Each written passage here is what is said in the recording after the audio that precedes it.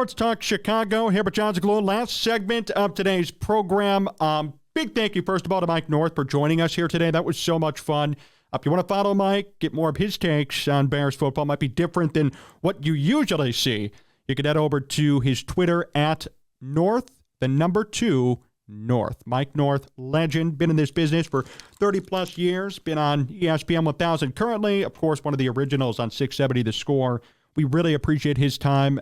Great friend of this program. That's the 14th time he's appeared on this program. First time on our syndication network across all of our great affiliates all across Illinois and Indiana. So we really appreciate it. If you missed the interview, go to the podcast, sportstalkchicago.com, Apple, Spotify, etc.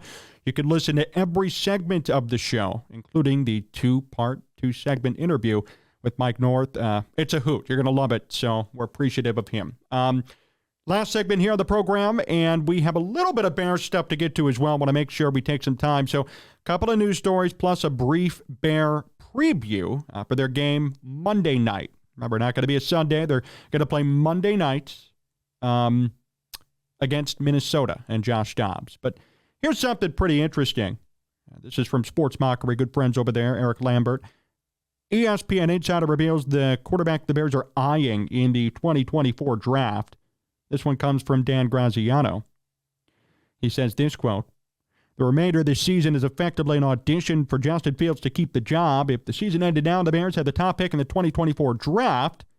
My best educated guess is that they'd take Caleb Williams and try to find somewhere to trade Fields.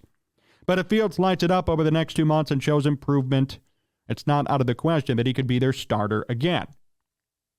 Now, I want to read off these numbers to you. Believe it or not, these came from Adam Johns over at The Athletic. These are outstanding. Situational career numbers for Justin Fields. When Justin Fields is trailing with 2 minutes to go, he has 2 touchdowns, 6 picks, 9 sacks, a 48 passer rating, and a 57% completion percentage. That's when he's trailing with 2 minutes left in the game. When he's trailing with 4 minutes left in the game, 3 touchdowns, 9 picks, 13 sacks, 43 passer rating. Those are Justin Fields' numbers when he's behind late in the game. Justin Fields has a ton of talent. We all know that. The first 3 quarters in Detroit, you can go back and go on our live stream. I said it. Me and John were talking about it. The commenters were talking about it. We said, hey, great game for Fields. Solid game, high completion percentage, good running. Little low on the yards. That's okay. They were winning. But then the wheels fell off. Now, is it on him? No, play calling was bad too. But the point is, this is year 3 for Justin Fields. And if he's a good 3-quarter quarterback, that's awesome. But if he can't close in the fourth quarter, if he doesn't know how to win in the fourth quarter, if he doesn't know how to come from behind and win inside 4 minutes in the fourth quarter, we got a problem here in Chicago. We got a significant problem here in Chicago. So I want to bring context to the conversation and bring legitimate statistics to the conversation. Now, people are going to say, well, you let numbers talk the way you want them to talk. At the end of the day, these are legit, and these are great, actually, numbers from Adam Johns. These are all true, too. There's no controversy here. There's no two-way discussion or an argument. No, these are facts. You cannot deny what I just read to you. 2 minutes left in the game. Justin Fields has a 48 passer rating. 4 minutes left in the game. He has a 42 passer rating. That's when they're trailing. So when they're winning, probably different. But when the Bears are losing and they need Justin Fields to step up and lead them to a victory, or at least lead them to come back a little bit, to get back into the game with 4 minutes left, 2 minutes left, etc., he can't do it. He can't do it. For the first 3 quarters, he could be great. He could run for 100 yards. He could pass for 150, 200, just like he did against Detroit. But yet, inside 2 minutes or inside 4 minutes when losing, he just can't do anything. It's kind of surprising. I don't want to fully blame it on him even either because, I wonder if maybe he's not comfortable yet. Things aren't really working yet. I mean, at Ohio State, he was clutch. He was great. But at the same time, it's his 3rd year. He has to figure out what the problem is deep inside the fourth quarter when the Bears need him the most. And if he doesn't figure that out, amongst other things, they're not going to hold on to him at the end of the season. Wanted to bring that up. Bears and Vikings are playing Monday Night Football, 7:15. We're going to be live here on Sports Talk Chicago, so don't miss that. I'm not expecting a Bears win. Josh Dobbs has actually done very well in his limited time in Minnesota. Now, he's not a valid quarterback. I'm not going to be worried about him lighting it up per se, but the Vikings are rolling as of late. And they enter at 6-5. They have a lot to play for. They started off bad. Kirk Cousins done for the year. You assumed, okay, it's over for Minnesota. Not so fast. The Vikings are playing great, to their credit. And Josh Dobbs, somehow, some way, is getting the job done for them. They have the 11th best offense in football, 15th best defense. They're middle of the pack, per se, and they're doing great. Dobbs is a 94 passer rating. And their run game, although it doesn't pop off the screen, it is consistent. They are a team that's committed to running the football all the time. Dobbs could run. Chandler could run. I know Akers is out. And then Madison, the feature back, can run. It's going to be a run-heavy game for Minnesota. If the Bears want any chance to win, they're going to have to find a way to force Josh Dobbs to turn over the football, similar to Goff. I mean, that strategy worked for the Bears. They forced 3 picks from Goff. They were winning, then they blew it. So I'm done picking the Bears. They're going to lose this game. It might be close. I don't think they're going to win. The real question is going to be, how will Justin Fields do in primetime? How will the Bears defend Josh Dobbs? Can they force Dobbs to turn the football over? Can they force Dobbs to make a mistake? That's going to be the question. Can they force him to make a mistake? Because Dobbs, for his career, as many know, this is not a secret. He is not a good quarterback. He's been a journeyman backup for a long time, since 2018. Got an opportunity to play a little bit last year in 2022. And then this year has been the most he's ever played in a season in his entire career. And he was a serviceable guy for Minnesota or for Arizona. Then he got traded. And in Minnesota, so far, he's thriving. 4 touchdowns, 1 pick in 3 games. And a 94 passer rating. Overall in the season, he was an 84.7, but 12 touchdowns, 6 picks.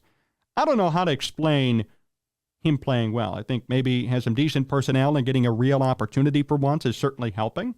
Because the Vikings as a team are not horrible. They had a couple of weak spots here and there, but Dobbs has Jordan Addison, who's been standing out since Justin Jefferson has been hurt. Jefferson may or may not be back for this game, depending on late injury reports. TJ Hawkinson's killing it at tight end. He has 736 yards. He's their leading wide receiver. And at the end of the season, they might have 3,000-yard receivers, believe it or not, even. Even with the quarterback tumult of changing guys and Cousins getting hurt and Dobbs coming in. Frankly, it's impressive, and I give them credit. And then KJ Osborne is their number 4, still has 400 yards. Osborne's going to be their number 4, probably with 700, 800 yards at season's end. Meanwhile, you got Jefferson, Hawkinson, and Addison, who could all get 1,000 yards. As crazy as that sounds, it's true. So the Bears are going to have their hands full from a secondary perspective in defending all of these big targets. And they're going to have to find a way to stop Minnesota from pounding the ball down their throats in terms of running. It's going to be a tough game, and I don't buy the Bears winning on this. I had to make a prediction today in terms of score. I'm going to actually say Bears lose 21-17. Bears are going to lose this game 21-17. It's going to be close, which is nice for the Bears' sake. Maybe Fields does well, and maybe doesn't blow it in the end. He plays great, and the Bears just lose, and that's going to be a point for him. But as of right now, my guess is 21-17. Bears lose on Monday night. As Mike North said, and I agree, I'd give him a neutral grade, maybe a B- from last week for that game, and let's see how he does this week. No fourth quarter turnovers is going to be a huge plus in his back pocket. I'm going to be evaluating his fourth quarter performance just as much as the rest of the game, but especially when the Bears are down or when it's close in the fourth. Can Justin Fields actually be a competent QB? Because if he can, that's progress. But we need to see it in order to believe it. And that's going to be the problem and the key with this game on Monday night. We're going to be live for it here on Sports Talk Chicago, so make sure you tune in for it and hang out with us for it as well. We're certainly appreciative of that, appreciative of all of you for being here on the live streams every game night on STC on YouTube. Thank you to Mike North for hanging out with us here today. A lot of truth, a lot of good talk, a lot of laughs and fun. It's great for him to make some time for us. Thank you to John Meadows for directing and producing, making sure everything worked out great behind the scenes to set up the interview and get everything rolling. We appreciate all of our great affiliates. We want to take this time and just say how thankful we are for all of them in the spirit, I guess, of Thanksgiving, right? We're certainly appreciative of all of them. We're appreciative of what they do, them putting us on the air and having some fun with them each and every week as we go on the air, all the time, every weekend per week on all these different stations, ACTV and JED TV, Cities 92.9 Talk FM, 105.5 The Ticket, all sports radio station, and WKAN Kankakee. Thank you to all of them for putting us on. Thank you to all of them for accommodating us week in and week out. We look forward to the next show. We look forward to growing these relationships with everyone. You can follow us all over at Sports Talk Chicago. Follow me personally at John Z Sports. Subscribe to the YouTube channel and hit the like button on all of our videos at Sports Talk Chicago. And join us Monday night. Bears football versus the Vikings. Live call on STC's YouTube channel. Coverage there is going to begin around 6:45 p.m. Well, that'll do it for us here today. Until next time, so long, everyone.